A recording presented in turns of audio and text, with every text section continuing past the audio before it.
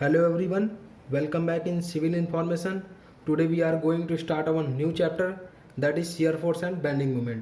तो इस चैप्टर में हम लोग देखने वाले हैं कि हम लोग shear force और bending moment को किस तरीके से कैलकुलेट करते हैं और shear force को कैलकुलेट करने के बाद हम लोग shear force डायग्राम बनाएंगे और bending moment डायग्राम बनाएंगे जिसको शॉर्ट फॉर्म में SFD shear force डायग्राम और BMD बेंडिंग मोमेंट डायग्राम भी बोलते हैं।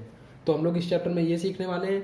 तो इससे पहले लेकिन हम लोगों को कुछ बेसिक चीज़ें पता होनी चाहिए, जैसे कि types of support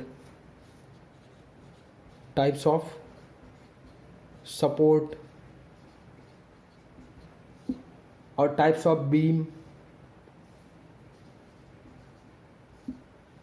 types of load, ये सब हमको पता होना चाहिए।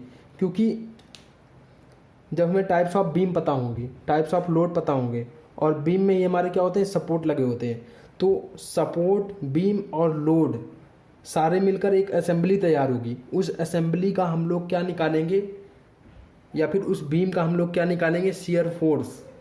उसमें किन किन पॉइंटों पर क्या क्या शियर फोर्स जनरेट हो रहा है हम लोग ये निकालेंगे।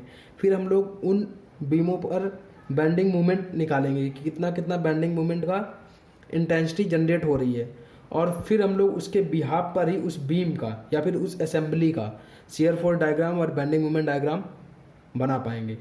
तो स्टार्ट करते हैं अपना टॉपिक। तो फर्स्ट हेडिंग आप लोग डाल लीजिए, टाइप्स ऑफ सपोर्ट। तो देखिए, टाइप्स ऑफ सपोर्ट में हमारे मेन जो सपोर्ट होते हैं वो तीन तरीके के होते हैं, फिक्स सपोर्ट, हिंज सपोर्ट और रोलर सपोर्ट। फिक्स सपोर्ट को हम लोग सिंबल, इस तरीके से सिंबल होता है हमारा, इस तरीके से फिक्स सपोर्ट का सिंबल होता है ये, और इसमें एक बीम मैंने यहाँ पे लगा दी, तो इस तरीके से शो करा जाता है फिक्स सपोर्ट को। अब ये कभी कभी इंक्लाइंड भी हो सकता है, तो ये हमारा इंक्लाइंड फॉर्म में भी बीम निकली हो सकती है। तो फिक्स सपोर्ट को इस तरीके से रिप्रेजेंट किया जाता है। हिंज सपोर्ट को रिप्रेजेंट करने के लिए हम लोग इस तरीके से रिप्रेजेंट करते हैं। इसमें एक यहाँ पे हिंज लगी होती है, बॉल लगी होती है, जो कि ये हमारी बीम है अगर, तो इस बीम को रोटेशन प्रोवाइड कराने में हेल्प करेगी। तो एक्स वाई जेड तीनों डायरेक्शन में ये हमारा रोटेट कर सकता है, एक्स वाई जेड अपना सारे डायरेक्शन में रोटेट कर सकता है। इसी तरीके से हमारा रोलर सपोर्ट को देखिए इस सिंबल से यहाँ पे बनाते हैं, यहाँ पर रोलर लगे होते हैं और ये फिर यहाँ पर फिक्स होता है लेकिन, और यहाँ पर हिंज का ही पार्ट होता है। तो इस तरीके से ये हमारे डिफाइन करे जाते हैं। तो हमारा मेन कंसर्न यहाँ पे ये है कि हमें नंबर ऑफ रिएक्शन कैलकुलेट करना आना चाहिए। तो नंबर ऑफ रिएक्शन हमारा 2D और 3D दो फेस होते हैं हमारे। तो अगर आप लोग 3D में अगर आप समझ गए, जो कि बेसिकली प्रैक्टिकली हम लोगों को 3D में ही काम करना चाहिए, लेकिन we are dealing here in 2D, और हम लोग 2D में स्टडी कर रहे हैं और 2D में ही हम लोगों को आगे भी स्टडी करनी है। तो इस वजह से हम लोग 2D को भी यहाँ पे समझेंगे और 3D को भी समझ लेते हैं। तो 3D में जब आप देखोगे फिक्स सपोर्ट, तो ध्यान से देखिए, ये मेरा हैंड है और ये मार्कर मेरी एक बीम है। ये हैंड जो है मेरा, ये मेरा फिक्स सपोर्ट है और ये मार्कर मेरी एक बीम है, और ये जाकर मैंने यहाँ पर इसको फिक्स कर दिया। जब मैं इसको फिक्स कर दूंगा तो अब ध्यान से देखिए, जब मैं इस बीम को खींचूंगा तो ये बीम नहीं खींचेगी, ये क्योंकि यहाँ पे फिक्स हो गई। ये देखिए, जब मैं इसको खींच रहा हूँ तो ये नहीं जा रही है, और जब मैं इसको दबाऊंगा, पुश करूँगा नीचे की तरफ इस तरफ पुश करूँगा तो ये नीचे भी नहीं जाएगी क्योंकि यहाँ पे फिक्स है। और जब मैं इसको ऊपर की तरफ पुश करूँगा तब भी ये नहीं जाएगी। तो ये एक्स वाई जेड किसी भी डायरेक्शन में नहीं जा रही है। तो इस वजह से यहाँ पे तीन रिएक्शन जनरेट हो जाएंगी, RX, RY, RZ, तीनों डायरेक्शन में रिएक्शन जनरेट हो रही हैं। अब इसी बीम को यहाँ पर देखिए, मैं इस बीम को अगर ध्यान से आप देखिए, मैं इसको मोशन कराऊँ इस तरीके से, मोशन, ये इस तरीके से मोशन इसमें यहाँ पे जनरेट करूँ इस पॉइंट पे, तो ये मूव नहीं होगी क्योंकि ये यहाँ पे फिक्स है पूरी तरीके से। तो ये इस तरीके से इसमें मोशन नहीं हो पाएगा। अब इसी तरीके से अगर मैं वाई डायरेक्शन में मोशन, मैं ये आपको करके दिखा रहा हूँ लेकिन ये होगा नहीं क्योंकि ये यहाँ पे फिक्स है। और इसी तरीके से जेड, एक्स वाई और जेड, ये किसी भी डायरेक्शन में ये हमारा नहीं मूव करेगा। तो मूव ना करने की वजह से यहाँ पे क्या जनरेट हो जाएगा, यहाँ पर मूवमेंट जनरेट हो जाएगा। तो मूवमेंट हमारे कितने हो गए, MX, MY और MZ। तो नंबर ऑफ रिएक्शन हमारी कितनी हो गई, 6। नंबर ऑफ रिएक्शन हमारी कितनी हो गई, 1 2 3 4 5 6, 6 हो गई।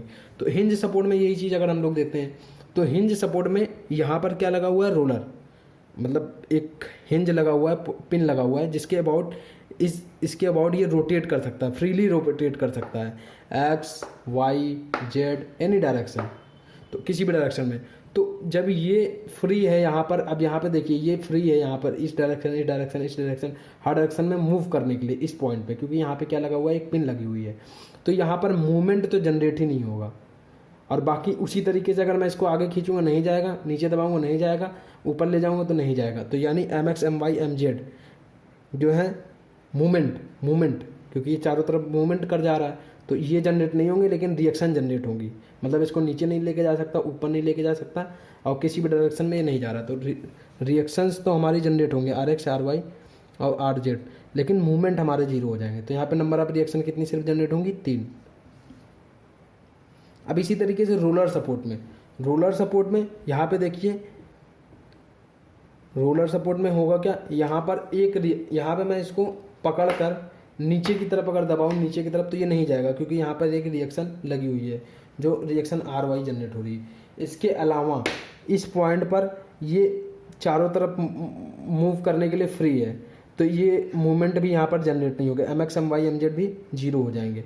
और प्लस ये हमारा जो है यहाँ पर रोलर लगे हुए हैं, रोलर की वजह से ये हमारा एक्स वाई डायरेक्शन में मूव कर सकता है, ये हमारा एक्स और जेड डायरेक्शन में ये मूव कर रहा है, लेकिन ये वाई डायरेक्शन में नहीं आ सकता। तो आर वाई यहाँ पर रिएक्शन जनरेट हो रही है, आर वाई मतलब ये नीचे की तरफ नहीं जा रहा, बस इस तरीके से आप समझ लीजिए।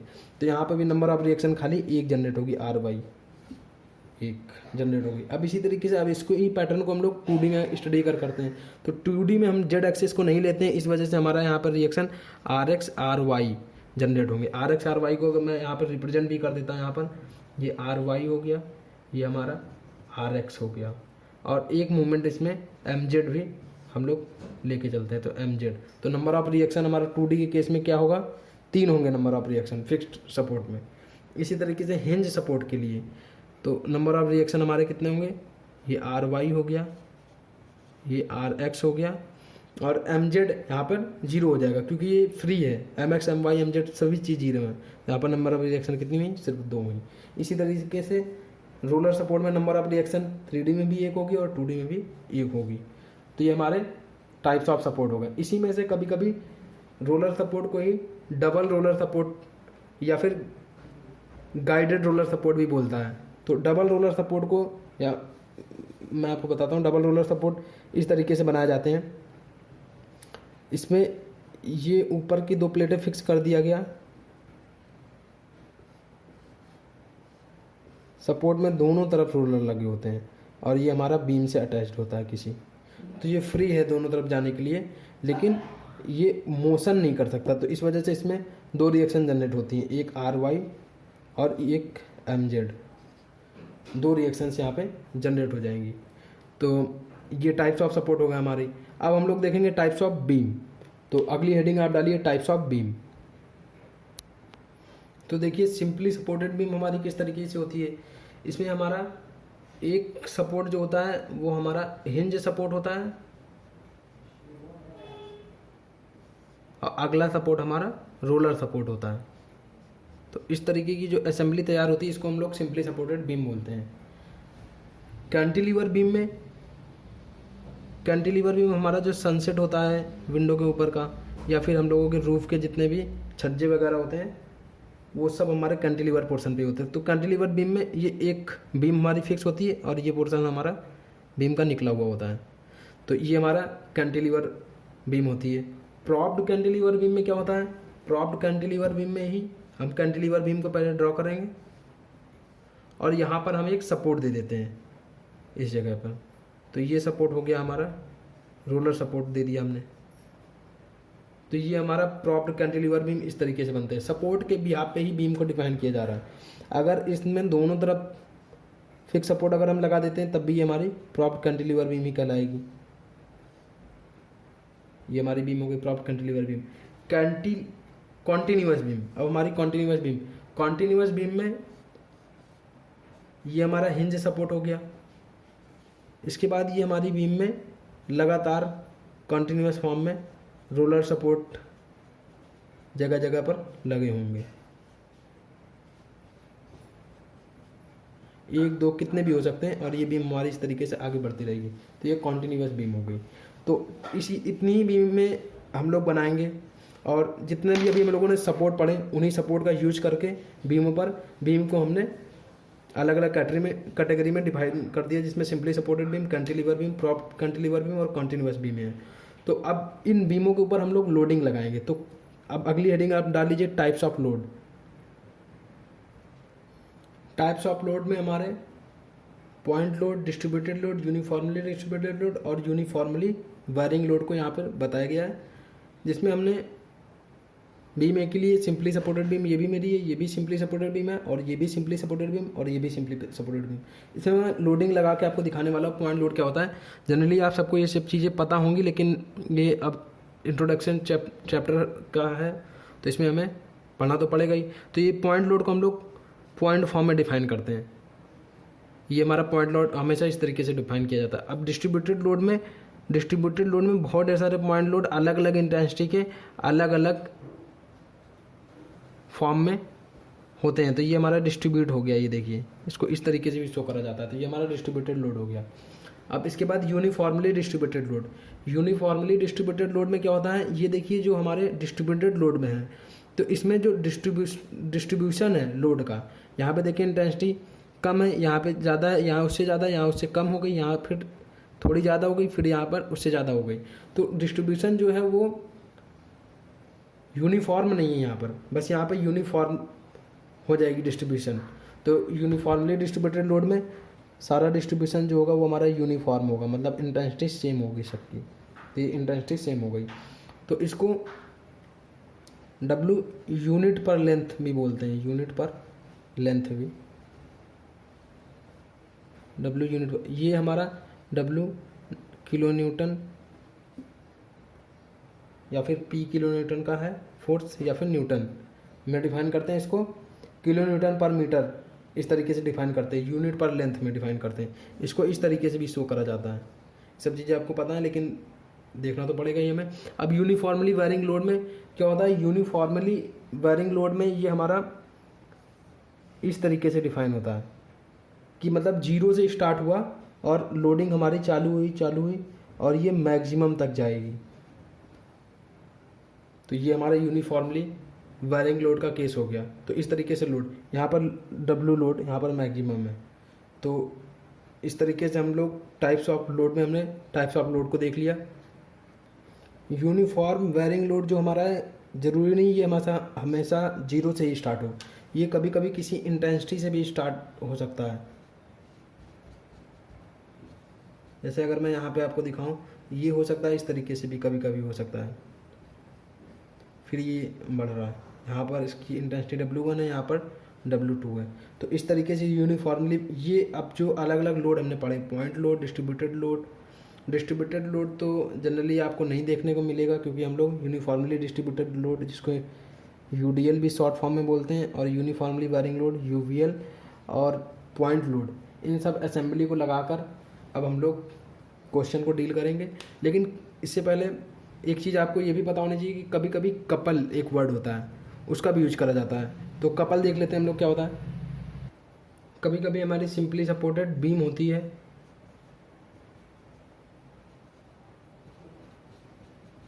जिसमें मूवमेंट को दे दिया जाता है कि इतनी इंटेंसिटी का यहाँ पर मूवमेंट लग रहा है। M1 मान लीजिए यहाँ पे दिया, M2 किसी पॉइंट पर, C हो गया पॉइंट, D हो गया, ये A B C D, ये पॉइंट पे दे दिया गया कपल।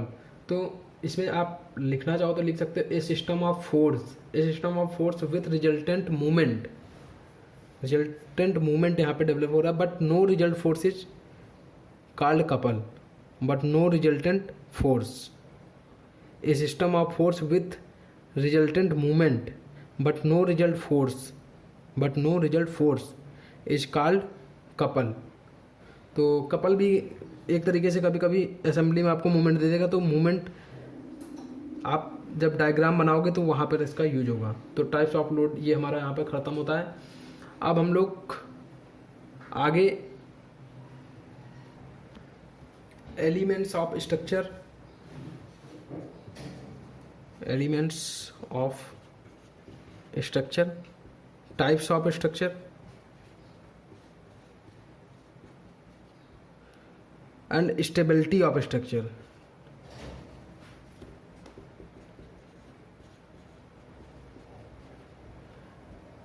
ये 3 टॉपिक हम लोग देखेंगे और उसके बाद हम लोग स्टैटिकली डिटर्मिनेट और इनडिटर्मिनेट स्ट्रक्चर भी देख लेंगे अगर रिक्वायरमेंट होती है तो, नहीं तो फिर हम लोग then we further go for shear force diagram and bending moment diagram.